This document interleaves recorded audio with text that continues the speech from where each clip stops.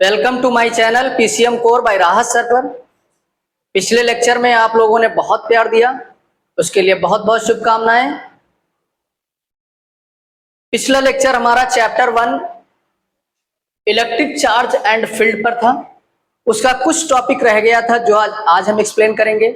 पिछले लेक्चर में आपने देखा था, हमने बताया था इलेक्ट्रिक चार्ज क्या होता है, कूलम्ब्स लॉ क्या है, इलेक्ट्रिक फील्ड क्या होती है, प्लस चार्ज की डायरेक्शन क्या होती है, आउटवर्ड होती है, माइनस चार्ज की डायरेक्शन क्या होती है, इनवर्ड होती है। और इस लेक्चर में आप पढ़ेंगे इलेक्ट्रिक डायपोल क्या होता है। देखिए बच्चों, इलेक्ट्रिक डायपोल एक सिस्टम होता है जिसमें two equal in magnitude opposite in direction दो चार्जेस को रखा जाता है, जैसे प्लस क्यू और माइनस क्यू, और इनके बीच की डिस्टेंस 2l लेते हैं। 2l ही हम क्यों ले रहे हैं, क्योंकि इक्वली टू पार्ट में हम डिवाइड कर सकते हैं। इसको लेने के लिए आप L भी ले सकते हैं, और इस सिस्टम को ही डायपोल कहा जाता है। डायपोल मोमेंट क्या होता है, देखिए बच्चों, डायपोल मोमेंट की बात करें तो P बराबर हमारा होता है Q इंटू 2l। डेफिनेशन की बात करेंगे तो इसमें हम कह सकते हैं product of any one charge and distance between the charges is called dipole moment. तो यही डेफिनेशन हो जाएगी। हिंदी में लिखना चाहें तो लिख सकते हैं डेफिनेशन, किसी एक आवेश और दोनों आवेशों के बीच की दूरी के गुणनफल को क्या कहते हैं, डायपोल मोमेंट कहते हैं। बच्चों अब हम बात करते हैं intensity of the electric field at A point on the axis of the dipole. देखिए बच्चों, इसके दो क्वेश्चन हैं, बहुत इंपॉर्टेंट है।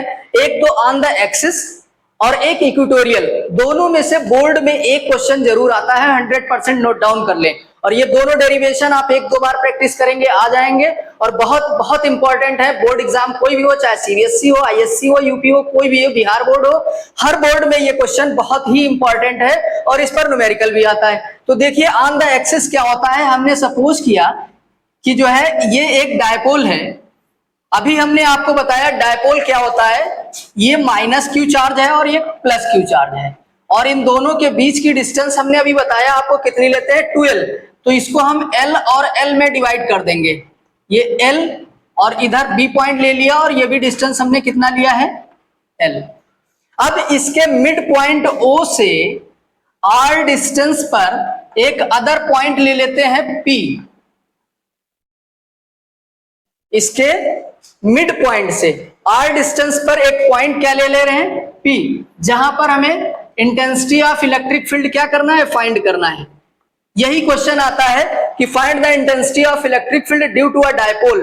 तो देखिए R डिस्टेंस पर एक पॉइंट P लिया। अब हमें पता है, पिछले लेक्चर में हमने आपको बताया कि प्लस की डायरेक्शन क्या होती है, देखिए आउटवर्ड होती है, और प्लस की वजह से हमने इलेक्ट्रिक फील्ड क्या ले लिया, E1 ले लिया। तो ये हमारा E1 वेक्टर हो गया। देखिए बच्चों, डायरेक्शन बहुत इंपॉर्टेंट है। अगर आप डायरेक्शन समझ जाएंगे कि चार्ज की किस तरह की डायरेक्शन है, तो फिर डेरिवेशन बहुत इजी हो जाएगा। और इसी तरीके से देखिए माइनस की डायरेक्शन हमने पिछले लेक्चर में बताया इनवर्ड होती है। तो ये हमारा E2 हमने ले लिया, इसको E2 वेक्टर हो जाएगा।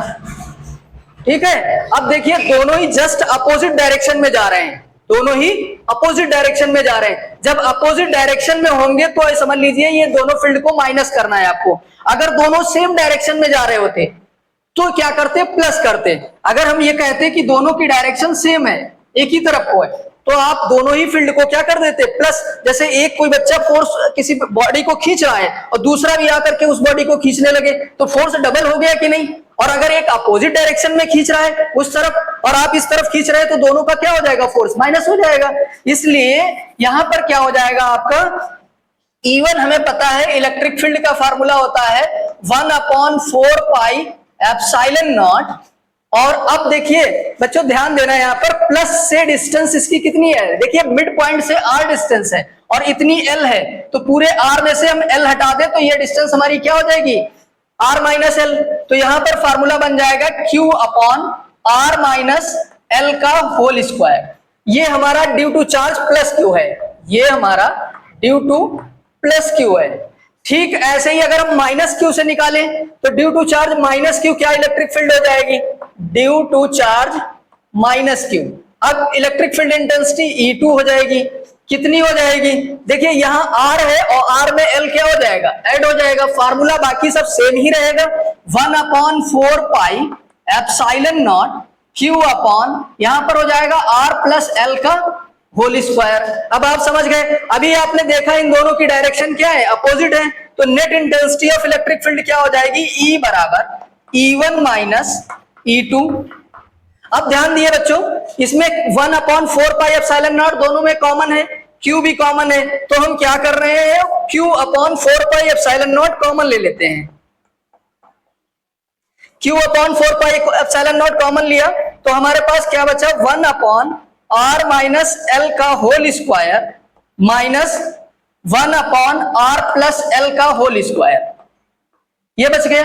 अब इसका आप जानते हैं एलसीएम ले लेंगे, this implies that Q upon 4 pi epsilon not, यहां पर एलसीएम लेंगे तो ये इधर क्रॉस मल्टीप्लाई हो जाएगा, ये इधर क्रॉस मल्टीप्लाई हो जाएगा, तो यहां पर आ जाएगा R प्लस L का whole square minus R minus L का होल स्क्वायर।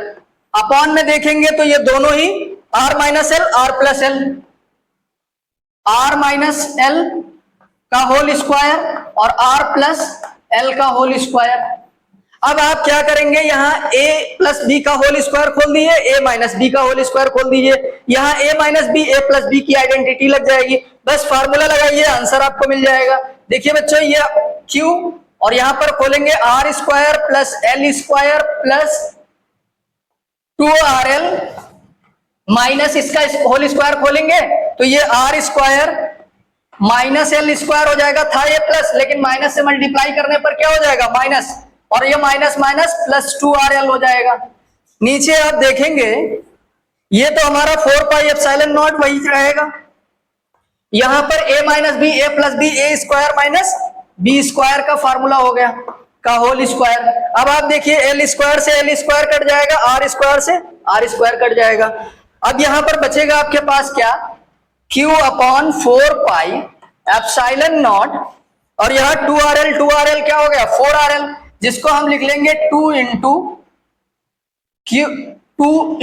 2L, ये हमारा 2 और ये R रहा। अब देखिए बच्चों, Q इंटू 2L हमारा क्या होता है, P, इसलिए इसको हम P लिख लेंगे, और ये हमारा L जो है बहुत स्मॉल डिस्टेंस है, तो L स्क्वायर और भी स्मॉल होगा, तो हम यहां पर लिख सकते हैं L is less than R, then L square is also less than R square हो जाएगा। तो हम इसको नेग्लेक्ट कर देंगे L, क्योंकि डायपोल लेंथ तो बहुत छोटी है, तो ये R की पावर 4 हो जाएगा। अब देखिए इसकी पावर इससे कट जाएगी, यहां पर एक पावर तो 3 पावर बच जाएगी, और यहां पर Q इंटू 2L को हम क्या लिख लेंगे, P, तो ये हमारा आ जाएगा 1 upon 4 pi epsilon not 2P upon R cube. ये हमारा इंटेंसिटी ऑफ इलेक्ट्रिक फील्ड निकल आया। अगर हमें इसको वेक्टर क्वांटिटी में लिखना है तो हम इसको ऐसे भी लिख सकते हैं, E vector equal to 1 upon 4 pi epsilon not 2P vector upon R cube, क्योंकि इलेक्ट्रिक फील्ड भी हमारी वेक्टर क्वांटिटी है और P भी वेक्टर क्वांटिटी है, तो इस तरीके से इसको अच्छे से प्रिपेयर कर लें। इसका नेक्स्ट डेरिवेशन हम नेक्स्ट वीडियो में बनाएंगे। Thank you. वीडियो को लाइक करें और सब्सक्राइब करें।